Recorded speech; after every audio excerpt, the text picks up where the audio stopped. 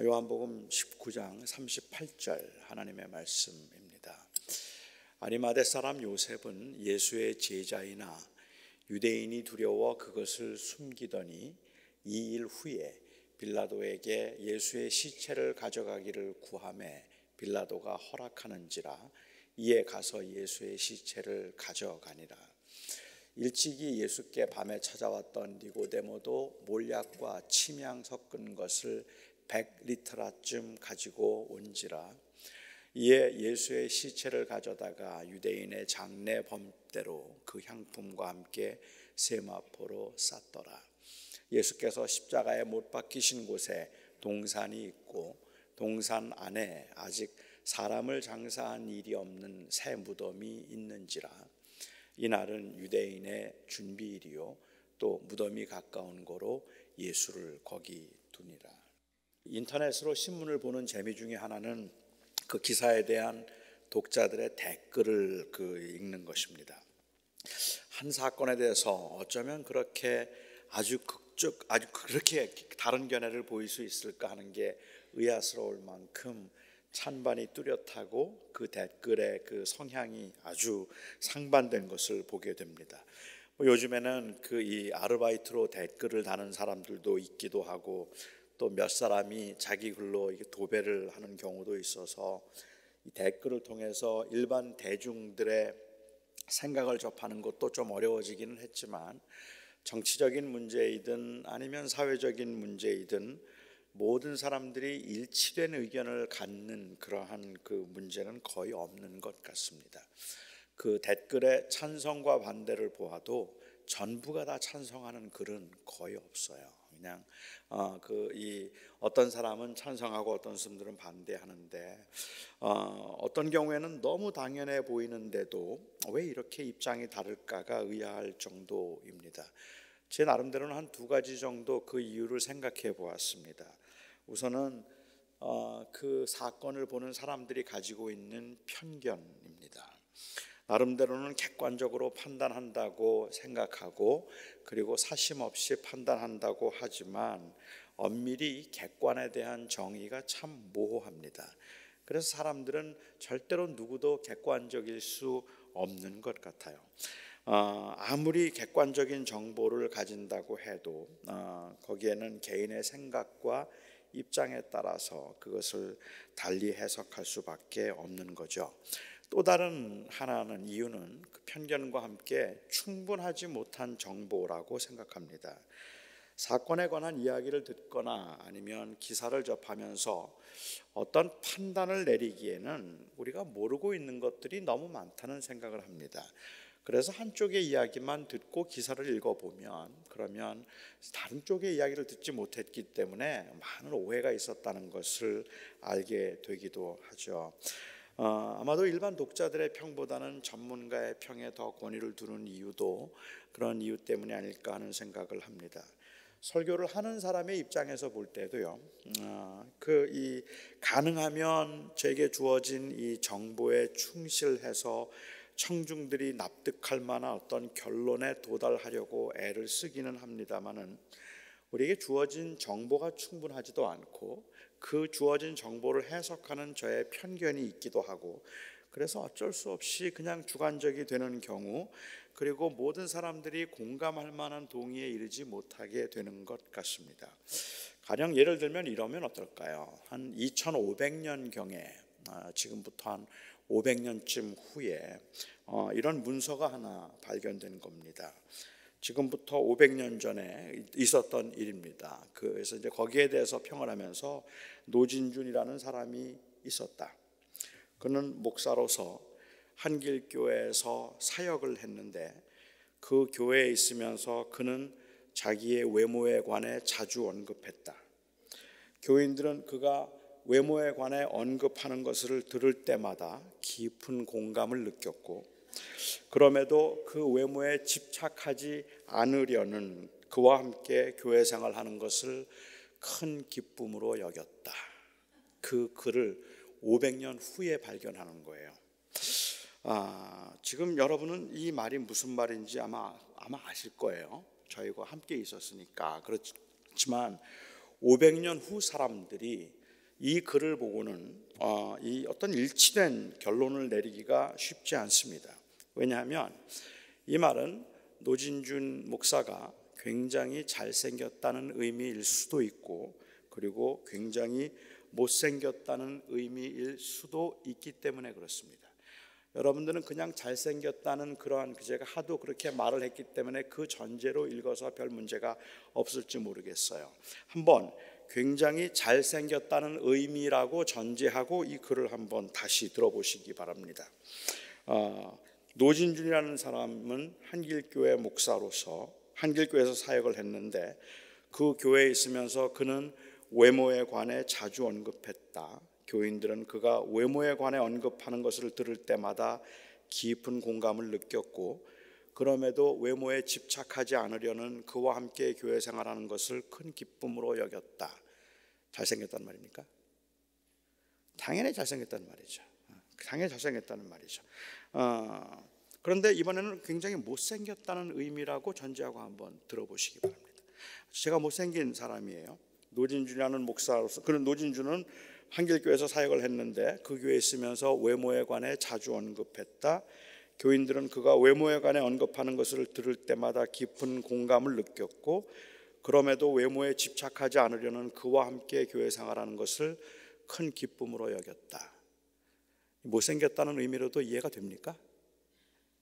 말이 돼요. 그렇죠? 애석하게도 그게 됩니다.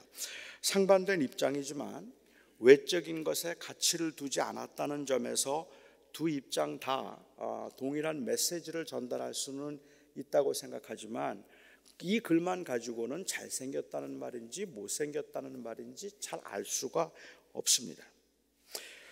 저는 오늘 본문을 그런 각도에서 한번 다루어 보려고 합니다. 조금 위험하고 조금 조심스러운 시도이기는 한데, 이 아리마대 사람 요셉이라는 사람이 정말로 주님의 제자였을까? 아니면 아주 용감하고 그리고 귀한 제자였을까? 그렇지 않다면 비겁한 제자였을까? 저는 오늘은 이 아리마대 사람 요셉이 비겁한 사람이었다는 전제로 한번 설교를 하고, 내일은 아리마대 사람 요셉이 용감한 신앙인이었다는 것을 전제로 한번 말해보려고 해요. 무모하기 좀 위험하긴 하지만 해보고 싶습니다. 저는 항상 이 아리마대 사람 요셉이 괜찮은 제자라고 생각을 했습니다. 그리고 그에 관해서 쓴 글들을 읽으면서 저는 이 요셉에 대한 평가가 아주 상반되다는 것을 발견했습니다. 어떤 사람은 이 요셉이 비겁한 사람이라고 했고, 어떤 사람은 용기 있는 사람이라고 했습니다. 저는 이 두 입장이 다 가능하다고 생각합니다. 그래서 모든 사람들에게 이중적인 면이 있다면 그 이중적인 면을 한번 따로따로 생각해 보는 것도 나쁘지 않겠다는 생각이 들기 때문에 그런 것 같아요. 우리 모두에게는 이중성이 있으니까 그 주님이 가신 십자가의 길, 십자가 앞에서 우리의 이중성을 한번 살펴보는 것도 의미가 있을 것 같기는 합니다. 마태는 증거하기를 아리마대 부자 요셉은 주님의 제자였다라고 그렇게 증언합니다. 마가는 여기에 대해서 증언하기를 요셉이 이 하나님의 나라를 기다리는 사람으로 당시 산헤드린 공회의 유력한 회원 중 한 사람이었다라고 요셉을 소개하고 있습니다.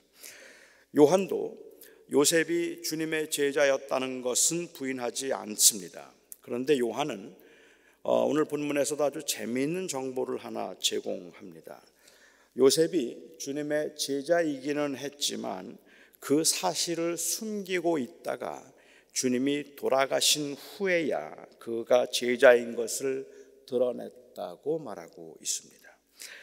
그가 산헤드린 공회의 회원이었다면 상당히 높은 지위에서 권세와 그리고 부귀를 누리고 있었다고 보아도 크게 틀리지 않을 것 같습니다. 산헤드린 공회의 회원이 되는 이 일은 결코 쉬운 일이 아닙니다. 그 이스라엘의 많은 사람들 중에 겨우 70명만이 그 특권을 누릴 수 있는 자리입니다.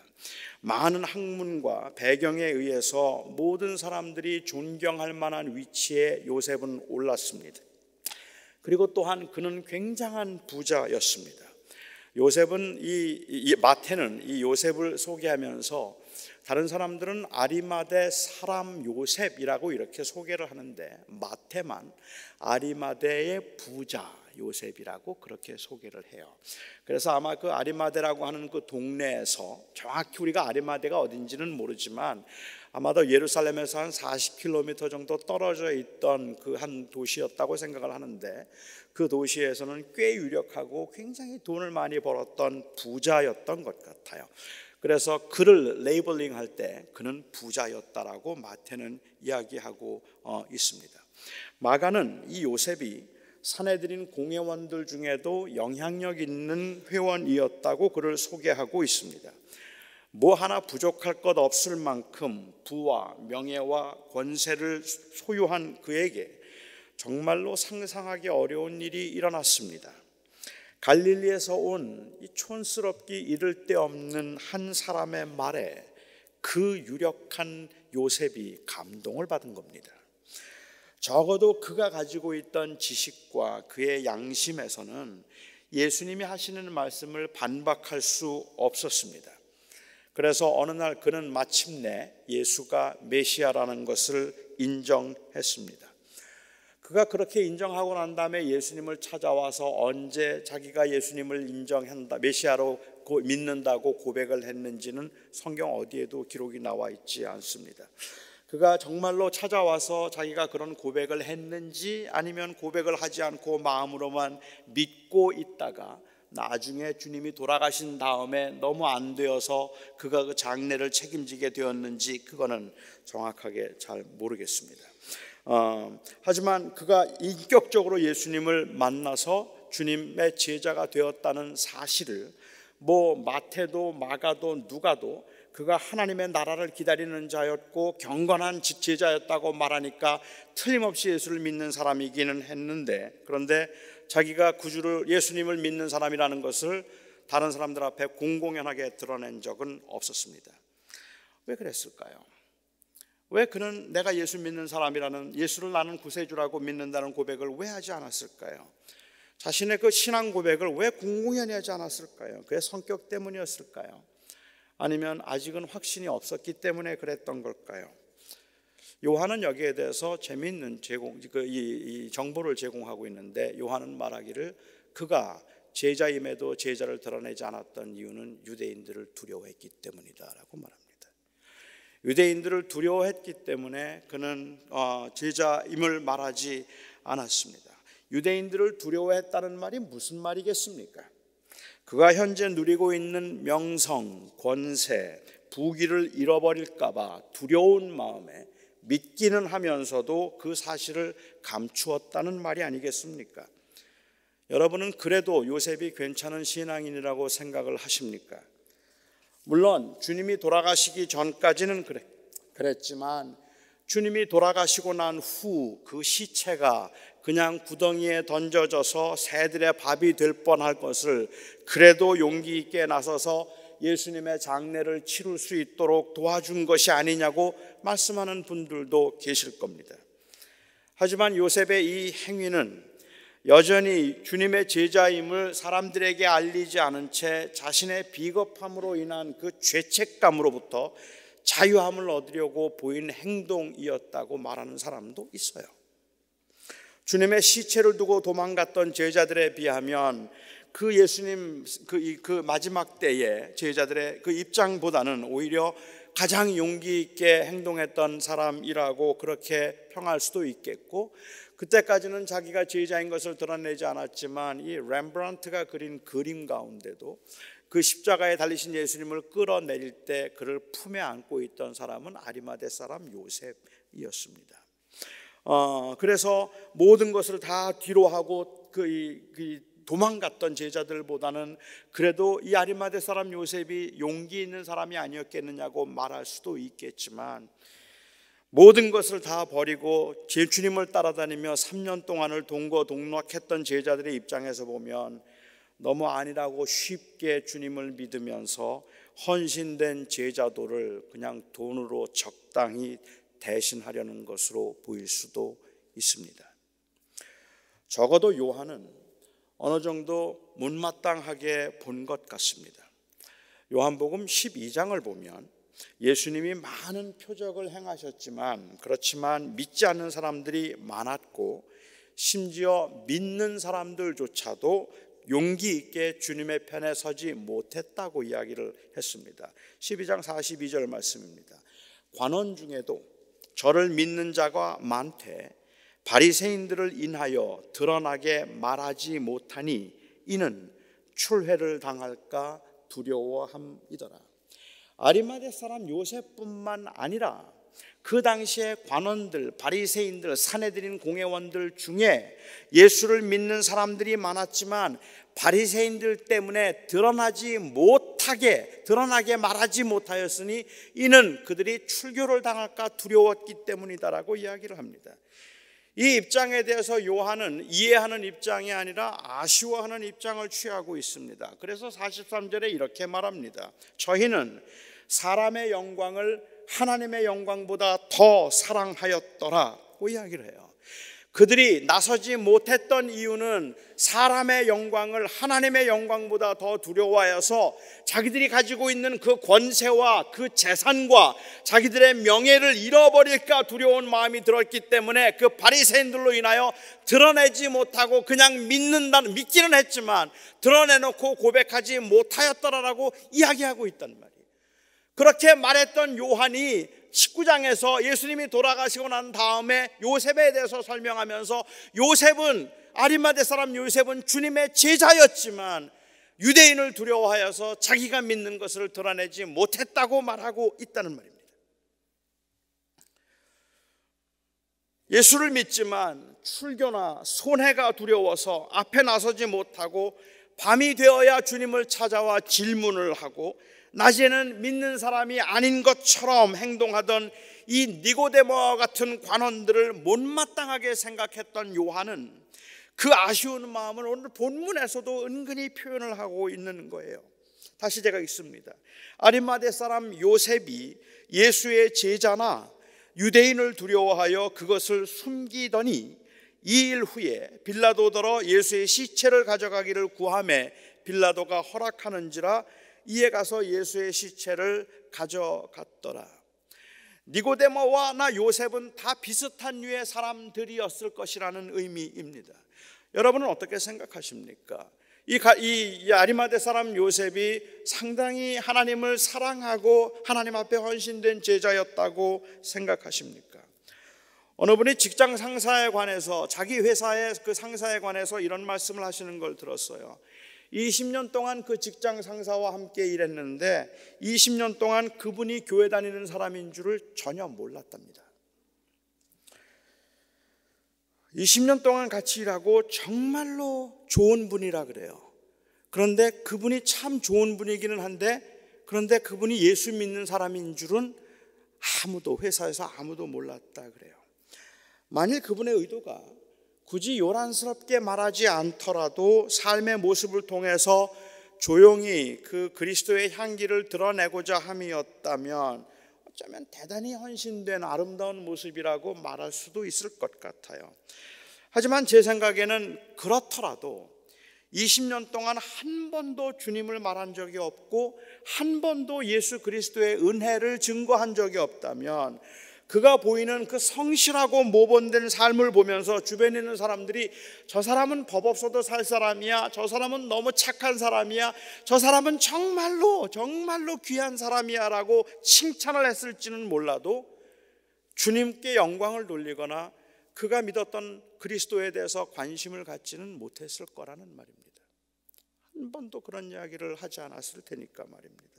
그런데 이것보다 더 안타까운 경우가 있습니다. 더 안타까운 경우는 믿으면서도 20년 동안 아무도 모르게 그렇게 모르도록 한 것이 믿는다는 게 창피해서이거나 믿는다는 것을 알림으로 당할 수 있는 불이익에 대한 두려움 때문이거나 더 조심을 해야 되고 더 관용을 보여야 되고 그러면서 더 조롱을 받을지도 모른다는 것이 두려워서 사람들 앞에서는 기도하는 법이 없었고 찬송을 하는 법도 찬송을 듣는 법도 내가 교회 다닌다는 것을 사람들에게는 일체 알리지 않으려고 티를 낸 적이 없는 경우는 정말로 더 안타까운 경우입니다. 여러분들은 이런 모습을 참 건강한 모습이다 아니면 점잖게 믿는 신자의 모습이라고 생각하시겠습니까? 저는 아닌 것 같아요. 여러분은 그래도 이런 상황이라도 아리마대 사람 요셉이 괜찮은 사람이라고 여러분들은 생각하십니까?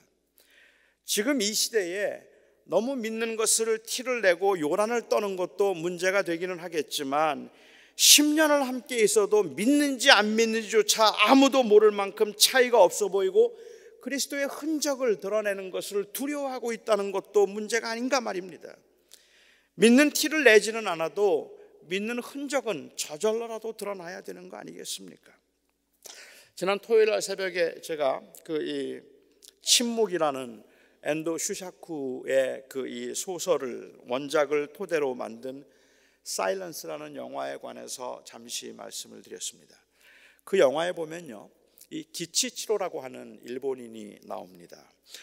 이 기치치로라고 하는 일본인은 예수님을 믿었던 사람이에요. 그런데 그는 믿었지만 두려움을 이기지 못해서 예수님을 지속적으로 부인합니다. 믿는 사람들이 붙잡혀가서 예수님의 형상을 바닥에다 놓고 밟으면 살려주고 그리고 밟지 않으면 그러면 그리스도인으로 알고 처형을 하겠다고 이야기를 하는데 사람들이 그래서 많은 사람들이 죽어가지만 이 기치치로는 나는 예수를 믿는다고 고백을 하고도 그리고도 그 앞에 서면 너무너무 두려워서 그냥 밟습니다. 그리고는 나갑니다. 나가는데요, 너무너무 괴로워해요. 그래서 그리스도인들의 주변을 떠나지를 못하고 있다가 그 주변을 이렇게 맴돌고 있다가 이 신부님을 만나면 신부님만 보면 와서 고해성사를 합니다. 내가 잘못했으니까 제발 날 좀 용서해 주십시오. 그렇게 고해성사를 해요. 그러면 처음에는 이 신부님이 그걸 잘 모르고 그냥 고해성사를 받고 그의 죄를 용서해 주는 기도를 했습니다. 그런데 그렇게 기도를 하고 난 다음에 또 조금 있다 보면은 어떻게 보면 또 붙잡혀 왔는데 또 예수님을 부인하는 거예요. 그리고는 또 어디에 가서 이 붙잡혀서 예수님을 부인하다가 또 이 고문을 당하게 되면 다시 또 예수님을 부인하고 도망갔다가는 또 와서 고해성사를 하는 겁니다. 마을 사람들은 그 주변에 있던 사람들은 모두가 다 그를 믿지 않았지만 그렇지만 이 신부는 이 기치치로라는 사람을 너무너무 얄미워하면서도 예수님이 아마도 그렇게 지속적으로 용서하셨겠다 싶어서 고해성사를 계속해서 받아줍니다. 참 얄미운 사람이죠. 그리고는 또 나중에는 부인하고 도망을 가기도 하는 그러한 사람입니다. 요한은 아리마대 사람 요셉이 좀 못마땅했던 것 같습니다. 알렉산더 맥클레린이라고 하는 유명한 설교가는 이 요셉과 디모데에 관해서 이렇게 말했습니다. 인정하고 고백할 수 있는 기회가 있었는데도 너무 소심하고 비겁하게밖에 주님을 인정할 수 없었던 그들은 주님의 시신에 눈물과 존경을 보내는 것이 너무 늦었다는 것을 알았을 때에야 주님 앞에 나아올 수 있었다. 믿으면서도 주님을 위해서 무엇인가를 하고 싶은 마음이 있으면서도 지금 당장의 이익과 편리를 잃어버리는 것이 두려워서 너무 늦었다, 너무 늙었다고 생각되는 데까지 기다리는 사람들이 얼마나 많은가 말입니다. 마지막 주님의 시신에 향품을 제공하면 모든 게 괜찮아지리라는 생각만큼 헛된 위안이 어디에 있겠습니까? 평소에는 사람들이 두려워서 찬송 한번 제대로 하지 못하고 내가 말년에 주를 위해서 섬기고 선교가겠다는 그러한 마음으로 평소에는 주님의 말씀 한번 제대로 경청하지 못하고 살다가 주님과 사랑스러운 대화 한번 제대로 나누지 못하다가 주님이 돌아가시고 난 다음에야 무덤을 제공하면 그의 비겁함과 욕심이 다 정당화될 수 있는 겁니까? 지금도 그렇게 신앙생활을 하고자 하는 사람들에게 지금 이 요셉을 롤 모델로 제시하면서 두려우면 나서지 말고 그리고 편리와 또 이 부귀와 또 성공을 잃어버리는 것이 두렵다면 그냥 모른 척 적당히 믿다가 마지막에 한번 선심 크게 쓰면 된다, 이렇게 생각할 수 있겠습니까? 그럴 수 없습니다. 저는 오늘날 교회의 문제는 너무 많은 교인들이 교회에서는 교인이기를 자처하지만 교회 밖에서는 교인이기를 감추려고 하는 데 있다고 생각합니다. 물론 이런 현상은 너무 극성스러운 교인들에 대한 반응으로 생긴 것일 수도 있습니다. 믿어도 조용히 씹고 믿다는 그러한 마음에서 비롯된 것일 수도 있습니다. 인정합니다. 하지만 어쩌면 나는 그렇게 극성스러운 교인들의 모습이 너무 싫다는 말이 사실은 헌신과 손해보는 것을 두려워하는 그 싫은 상태를 미화시킨 구실은 아닐지 우리가 냉정하게 자신을 살펴볼 필요가 있습니다. 만일 그렇다면 우리의 문제는 우리가 처음부터 이 아리마대 사람 요셉과 같은 제자가 되기를 의도적으로 원하고 있는 것인지도 모릅니다. 어느 분이 저한테 자기는 나이롱 신자라 그래요. 나는 나이롱 신자입니다. 그런데 그 말을 안타까움으로 하는 게 아니라 그러니까 자꾸 귀찮게 하지 말라는 의미로 한다면 어떻습니까? 나는 예수 믿고 천국은 가겠는데 나한테 봉사하라 그러면 난 안 믿을 겁니다. 나는 그냥 나이롱 신자로 남아있고 싶습니다. 요즘 세상에는 신자이지만 제자이기를 거부하고 교인이지만 증인이기를 거부하는 사람들이 정말 많습니다. 3년을 주님을 따라다니면서 보았던 그 요한의 입장에서는 요셉과 같은 사람이 너무 섭섭했나 봅니다. 자기들이 불이익 당할 때 나선 적 없었습니다. 예수님이 유대 지도자들에 의해서 어려움을 겪을 때 너무 안타까워서 희생을 각오하라도 한마디라도 주님의 편에서 거들어 드렸더라면 큰 힘이 되었을 텐데 그가 주님의 제자인 줄은 아무도 몰랐습니다. 유대인들이 두렵기는 주님과 함께 다니던 제자들도 마찬가지였을 텐데 주님과 함께 하던 제자들이 밤잠을 이루지 못하고 두려워하며 피곤과 배고픔에 힘들어할 때 요셉은 아무런 부족함도 불편함도 느끼지 않고 편안하게 지냈습니다. 3년 동안 주님을 따라다니면서 그 군중의 반응이 너무 조석지변이라 사역의 의미를 찾지 못하고 낙심할 때 요셉이 그들을 찾아와 나도 믿는 사람입니다라 고백 한마디라도 제자들에게 용기를 주었을 텐데 그는 한 번도 그런 적이 없었습니다. 그는 마음속으로만 제자였습니다. 그는 혼자만 제자였습니다. 그가 혼자 있을 때 얼마나 주님의 말씀을 묵상하며 얼마나 경건하게 살았는지는 모르지만 다른 사람은 아무도 그와 영적인 교제를 나눈 적이 없었습니다. 두려웠기 때문입니다. 주님을 사랑했지만 주님보다 더 좋은 것이 없다는 고백에는 자신이 없었기 때문입니다. 지금 누리고 있는 그 풍요로움, 그 안전함, 그 편리함을 포기할 자신은 없었던 겁니다. 특히 우리가 살아가고 있는 이 시대에는 감추어진 제자보다는 오히려 드러나 존경받는 제자들이 필요합니다. 나는 주님의 제자라고 말하고 주님의 제자이기 때문에 다르게 사는 모습을 보이는 제자들이 필요합니다. 넘어져도 좋으니까, 약해도 좋으니까 저 사람의 삶을 주도하는 힘은 출세도 돈도 명예도 아닌 것 같아서 너무 부럽다는 말을 듣는 제자들이 각 곳에서 일어났으면 좋겠습니다. 주님의 나라와 주님의 영광을 위해서라면 부족하지만 희생과 헌신도 기꺼이 감당하겠다는 고백으로 세상을 살아가는 사람들이 필요한 때입니다. 그럼에도 불구하고 저는 아리마대 사람 요셉이 제자였음을 부인하지 않습니다. 그럼에도 불구하고 너무도 감사하게도 아리마대 사람 요셉은 요한도 마태도 마가도 누가도 모두가 다 제자였음을 인정했습니다. 주님의 은혜로 그를 구원하셨고 비록 소심하고 비겁했는지는 몰라도 그의 마음에 주님을 사랑하는 마음이 틀림없이 있었기 때문입니다.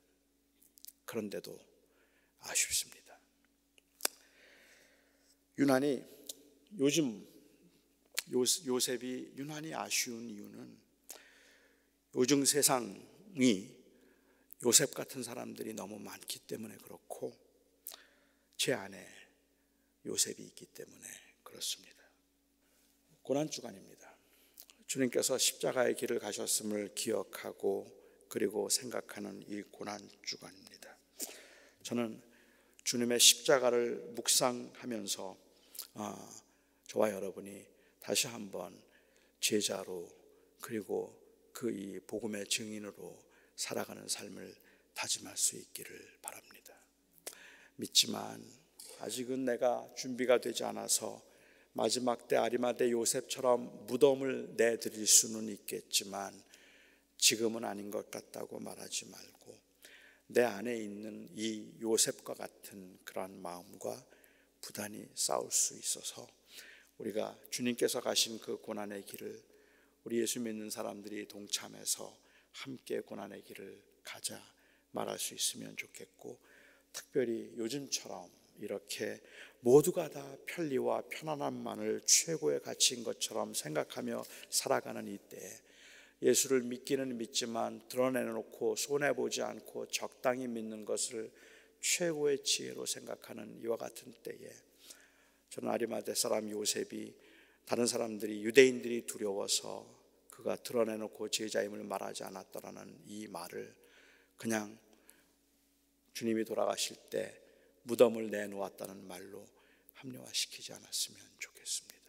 우리가 그렇게 하지 않아야 주님의 제자로 살 수 있을 것입니다. 기도하겠습니다. 사랑하는 하나님, 저희 안에는 믿는다고 말하면서도 두려움이 있고 우리는 많은 경우에 하나님을 사랑하지만 그 최소한의 희생을 통해서 주님을 사랑하기를 원할 때가 많이 있습니다. 아리마대 사람 요셉의 마음속에 하나님의 은혜와 그 복음에 대한 그 확신이 왜 없었겠습니까?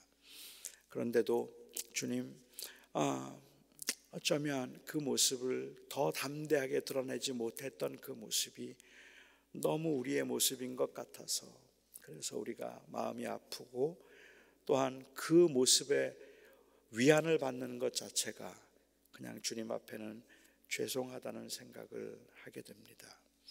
아버지 하나님, 이번 고난주간을 맞이하여서 우리가 주님께서 가셨던 그 길을 감사하고 기뻐하고 그로 인하여 생명을 얻었음을 고백하는 복음의 증인으로 다시 한번 우리가 진지하게 우리의 삶을 돌아보는 시간이 되게 하여 주시옵소서.